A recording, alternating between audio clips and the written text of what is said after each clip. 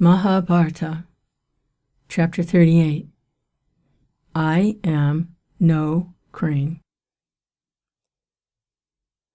Once, the sage Markandeya came to see the Pandavas. Yudhishthira happened to talk of the virtues of the fair sex and said, "What greater wonder is there in this world than the patience and the chastity of woman? She gives birth to a child after cherishing it in her womb as dearer than life itself.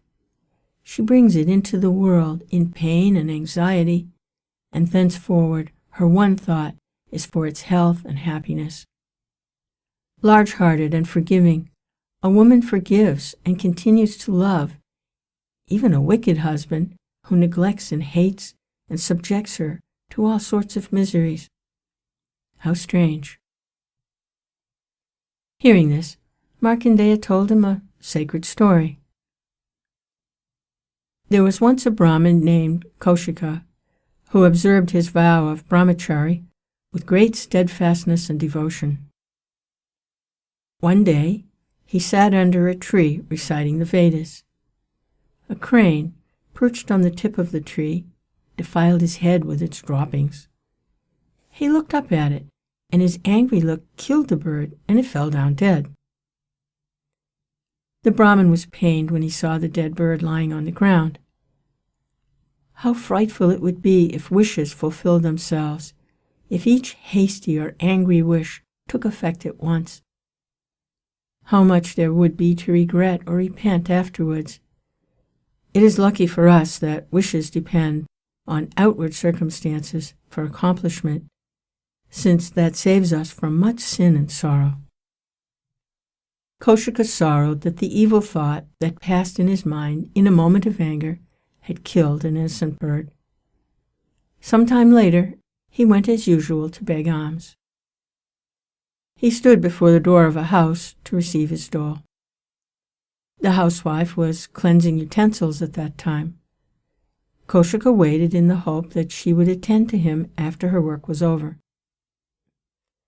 In the meantime, the master of the house returned, tired and hungry, and the wife had to attend to his wants, wash and dry his feet, and serve him with food. In this preoccupation, she seemed to have forgotten the mendicant waiting outside. After her husband had been cared for and fed, she came out with alms to the mendicant. She said, "I am sorry to have kept you waiting long. Pardon me."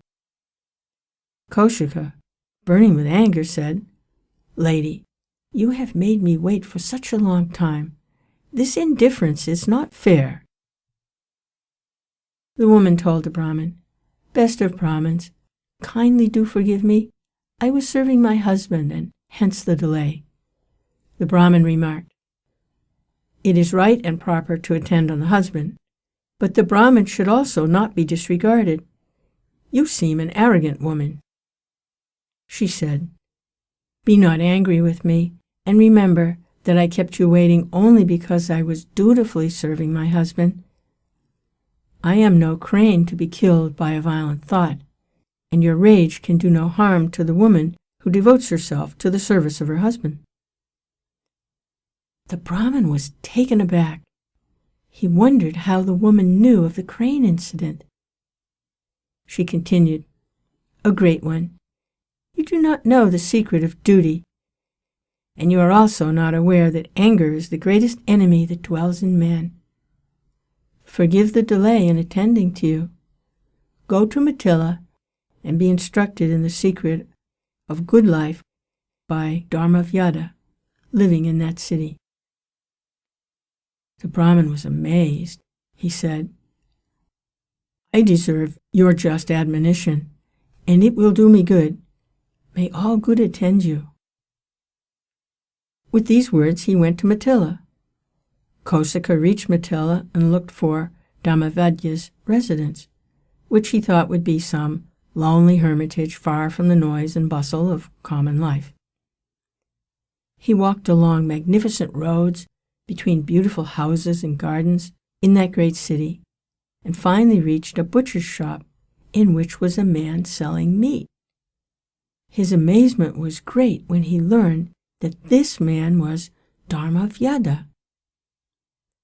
The Brahmin was shocked beyond measure and stood at a distance in disgust. The butcher suddenly rose from his seat, came to the Brahmin, and inquired, "Revered sir, are you well? Did that chaste Brahmin lady send you to me?" The Brahmin was stupefied. "Revered sir, I know why you have come. Let us go home," said the butcher, and he took the Brahmin to his house, where he saw a happy family and was greatly struck by the devotion with which the butcher served his parents. Kaushika took his lessons from that butcher on Dharma, man's calling and duty.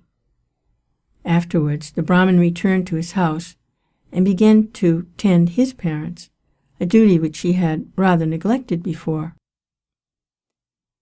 The moral of this striking story of Dharmavyada, so skillfully woven by Vedavyas into the Mahabharata, is the same as the teaching of the Gita. Man reaches perfection by the honest pursuit of whatever calling falls to his lot in life, and that this is really worship of God, who created and pervaded all. Bhagavad Gita 18:45-46.